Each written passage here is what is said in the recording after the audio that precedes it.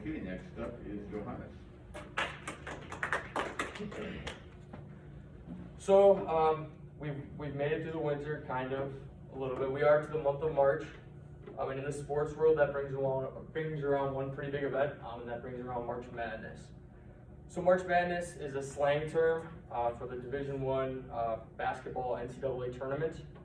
And actually this year, there aren't a lot of sports that are having a national championship with it. So no, football had their national championship, basketball is planning on theirs. I know baseball is also planning on theirs, but that was all subject to change at any point.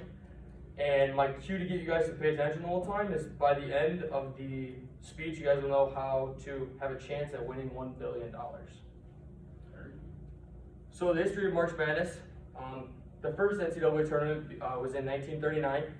It only had 8 teams back then, and the first winner was Oregon over Ohio State. So still schools that are in it today. Pretty soon after that, in 1951, it grew to 16 teams. Then doubled to 32 teams in 1975, and in 1985 it doubled again to 64 teams, and 64 teams is where it is at today. The term March Madness was first used by a famous announcer, Brent Musburger, in 1982, and has really stuck with it and has became trademarked, and they use it for all their promoting ever since. Historically, the best date reviews-wise and number of people watching was a Sunday in 2017 when each game that aired averaged 11.9 million viewers. But overall, it averages about 10 million viewers per game today. So the location of the March Madness this year is a little bit different than the typical years. The majority of the games this year are in Indianapolis and the surrounding area. It spreads out to 6 stadiums. Games will be played on 2 courts inside Lucas Oil Stadium, which is the one in the top left where the Colts traditionally play, as well as Bankers Life Fieldhouse, which is here where the Pacers play. And then there are also games in Hinkle Fieldhouse, which is the Butler Bulldogs home, the Indiana Farmers Coliseum, Mackey Arena in West Lafayette, and the Simone Assembly Hall in Bloomington. So because of COVID, the NCAA has to create a bubble atmosphere, similar to how the NBA did it when they were doing their playoffs last year.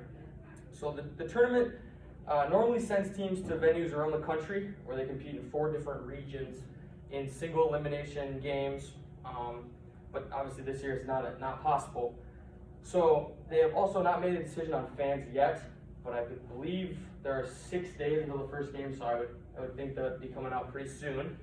But there was a quote from Dave Gavitt, the NCAA Senior Vice President of Basketball, who said, "The 2021 version of March Madness will be one to remember, if for no other reason than the uniqueness of the event."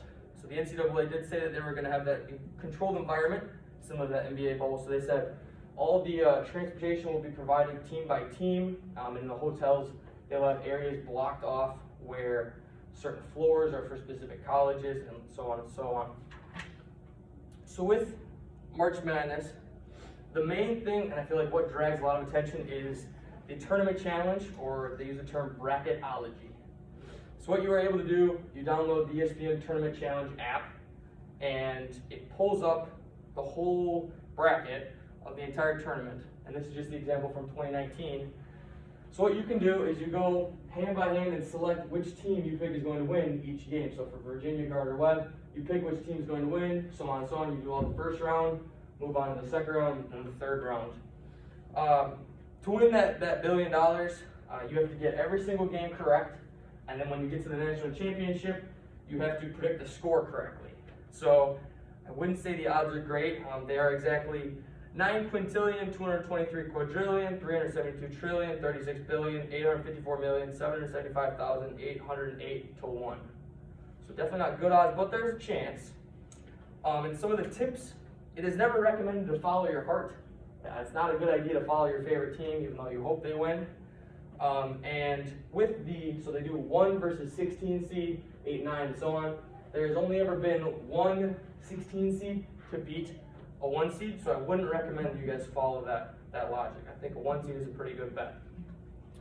So with March Madness, it is a fairly big sporting event that draws a lot of people, and it brings excitement because pretty much whatever game you're watching, you have someone to root for because you're trying to predict who won the game. I think it is a genius idea to try and draw up the viewers, and it really provides excitement.